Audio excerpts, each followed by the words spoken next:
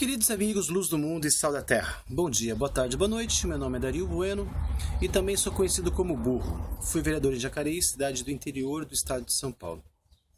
Esse final de semana aconteceram 4 jogos das oitavas de final dessa Copa do Mundo aqui no Brasil, né? E claro que por ser no final de semana são os jogos mais significativos, né? Primeiro porque sábado foi o jogo do Brasil e Chile, né? Depois o jogo do Uruguai e Colômbia. Depois no domingo foi o jogo de Grécia e Costa Rica. E de tarde foi México e Holanda. Então assim, são jogos importantes, né? A Holanda, vice-campeã do mundo, né? Ganhou do México. México, um país importante do continente americano, um país que tem uma torcida grande aqui, né, nos estádios aqui no Brasil, e é uma torcida que sempre teve simpatia com o Brasil desde a Copa de 70, quando o Brasil se consagrou tricampeão, né, mundial, né, e a Copa foi realizada no México. Então, assim, existe uma simpatia muito grande entre a torcida brasileira e a torcida mexicana, mas, né, dentro do gabarito, né, que a gente vê que os jogos são manipulados, né, o México se despediu, né, até com uma despedida bastante honrosa, né, se mostrou uma equipe até superior, né, que a Holanda, mas aqueles últimos gols, né, no segundo tempo, no acréscimo do segundo tempo, né, fez com que a Holanda permanecesse, né, no campeonato. Se cada jogo em si ele é uma obra de arte, o conjunto, né, não deixa por menos, né, porque dos 4 jogos que teve, né, as 8 equipes, 6 eram do continente americano e 2 do continente europeu. É claro que o Brasil já classificado, a Colômbia já classificada, né? Aí teria que dar um equilíbrio na distribuição aí dos continentes, né? E a Holanda, né, ficou representando o continente europeu. Dentro do gabarito, parece que tudo foi planejado para que a Grécia ganhasse o jogo contra a Costa Rica, né? Mas aí a Grécia não conseguiu, né, convencer, né, o público e acabou sendo eliminada nos pênaltis, né? A Costa Rica não jogou, né, não pareceu a mesma equipe que fez a ótima campanha na primeira fase, na fase dos grupos, né? Jogou muito mal, né? E a Grécia jogou pior que a Costa Rica, né? E aí ela foi punida nos pênaltis, né? Mesmo tirando, né, expulsando um jogador da Costa Rica, a Grécia com uma superioridade numérica de jogadores, né? Mesmo impondo à Costa Rica um desgaste físico maior, a Costa Rica nos pênaltis conseguiu se classificar. E ainda com o mérito, né, do goleiro da Costa Rica defender um gol, né? Bom, eu falo isso porque, pelas contas, né, de 8 equipes que jogaram no final de semana, para ficar bem distribuído, né, seria o ideal ter 2 equipes da Europa, né, continuando no campeonato. Ainda mais a Grécia, que na Europa é a parte mais, né, afastada da Europa, que é ali a única representante ali dos Balcãs, né, uma vez que a Bósnia e a Croácia já tinham sido eliminadas na primeira fase. É engraçado, né, assim, é bastante caprichoso essas questões, né, porque o que a gente vê nessa Copa, né, é que são as conveniências, né, não só das datas, mas as conveniências dos resultados e a conveniência dos estádios onde serão realizados os jogos, né? Por exemplo, hoje a Alemanha, né, vai jogar contra a Argélia em Pernambuco. Em Pernambuco não, em Porto Alegre. E aí a gente sabe que em Porto Alegre, né, a região sul do país, Rio Grande do Sul, Santa Catarina, a gente sabe que tem uma grande concentração de imigrantes alemães, né, de colonos alemães. Isso não ficaria muito evidente em outros países, talvez, mas no Brasil isso é muito marcado, né, e mais fácil de perceber. Então a gente vê aí a conveniência aí do jogo da Argélia com a Alemanha, né, em Porto Alegre, no Rio Grande do Sul,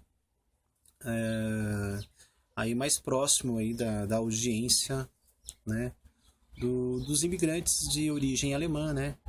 Então, assim, é muito engraçado isso, né. Então, assim, a gente percebe como que são essas coisas.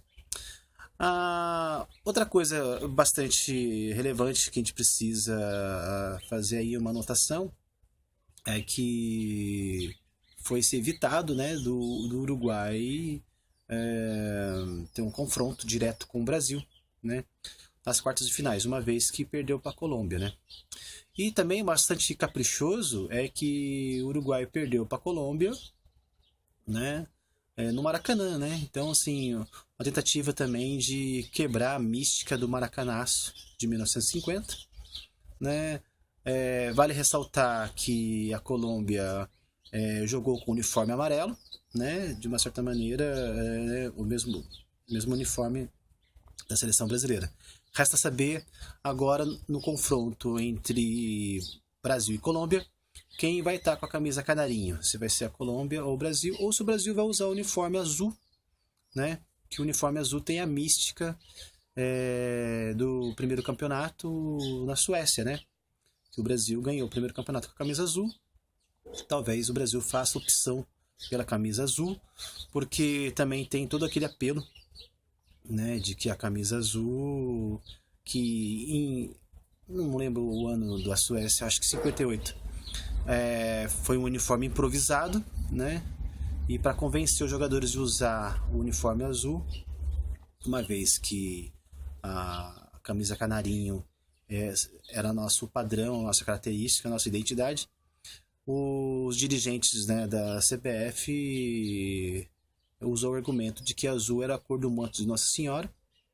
Então aí, assim, isso acabou motivando os jogadores e também motivando os jogadores e também consagrando com o primeiro título mundial. Olha como essas coisas elas, né, se interrelacionam, né? A paixão nacional, né? Em defender o seu país, né? Essa coisa do orgulho, depois essa crença, né? Essa motivação de fórum íntimo, né? Que é a fé, que é a religião, também aí dentro do contexto aí do esporte, do evento. Que também é o seguinte, né? Um evento que, se não fosse o gabarito, seria muito mais belo, né? Mas aí não teria aí o resultado manipulado de acordo com as conveniências dos dirigentes e dos governos participantes, né? A gente precisa lembrar também que o Uruguai perdeu para a Colômbia no Maracanã, né? Também com um time desfalcado, depois daquela questão do Suárez, né, ter mordido o jogador italiano, né? Os uruguaios foram ao Maracanã com a máscara do Suárez, que é o seu jogador mais expressivo. Então o Uruguai, a Celeste, né, como eles chamam a seleção carinhosamente, jogou sem o seu jogador mais expressivo. Então, assim, parece que a mística do Maracanã, de acordo com essas coisas, né, não foi quebrada, né? Então foi um gabarito que não ajudou o esporte, não ajudou a relação entre os povos, né? E o Uruguai, que é um povo bastante esclarecido, né? Então, o próprio presidente do Uruguai, o Mujica, ele recebeu o jogador no aeroporto para ver o quanto é estreito, né, para eles essa relação seleção e identidade nacional, né? E também o técnico da seleção uruguaia, o Tabárez, ele tinha um cargo na FIFA e ele também renunciou a esse cargo por conta da polêmica do Suárez. Embora o Suárez estivesse errado, tinha que ser punido, mas eles acharam a punição excessiva, né? Então, aí que tá, o problema do erro, né? Quando existe o erro, né? Todo mundo está disposto a ser punido, mas as punições também são discutíveis também, né? Questão de erro e essa questão também de identidade nacional também, né? Porque eu vejo muito complicado, né? Porque se é um espetáculo artístico, se os resultados são manipulados, tem um gabarito para atender a certas conveniências que não é a legitimidade do esporte, né? É um grande erro também você defender o seu país, né, com as cores do seu país, você ter um time esportivo com as cores do seu país e cantar o hino nacional, né, antes dos jogos, né. E os hinos nacionais são hinos de motivação de guerra, são hinos de defesa do seu país, hino que mostra a dedicação do habitante daquele país, né, em defendê-la quando agredida, né? E esse espírito ele se mantém no jogo, porque uma vez que ele é invocado antes da partida, né? Então, assim,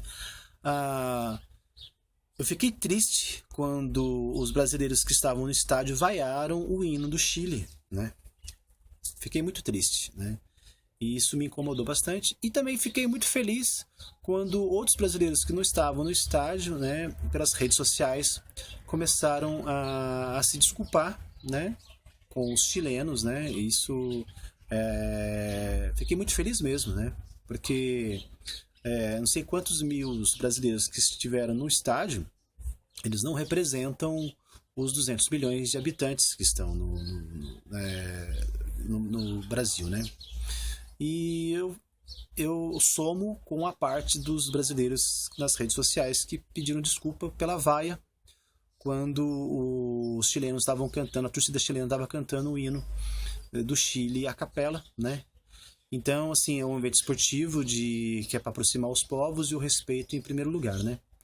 Então, eu somo com as redes sociais dos brasileiros que pedem desculpa ao povo chileno, aos hermanos do continente, né, pelo canto a capela do hino de vocês, que eu quero fazer um elogio. É um hino que é um hino mais de louvor, né, do que um hino de motivação de guerra, né. Eu pude notar isso na letra e assim, e que o Chile seja mesmo o reflexo do Éden, né, aqui na Terra, no planeta, né, e que ele possa, né, o Chile enquanto nação, o seu povo chileno possa inspirar com a sua alegria, sua dignidade, todos os outros povos, para que os outros povos também possam ter essa inspiração de fazer de seu país um reflexo do Éden aqui na Terra.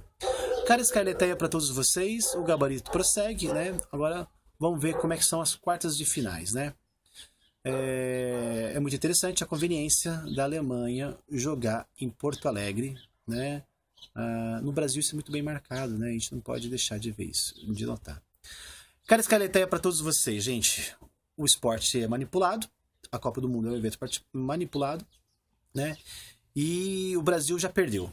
O Brasil já perdeu porque a imprensa se ocupa com o evento e pouco nos dá informação sobre as coligações partidárias, e esse ano é ano de eleição. Até mais.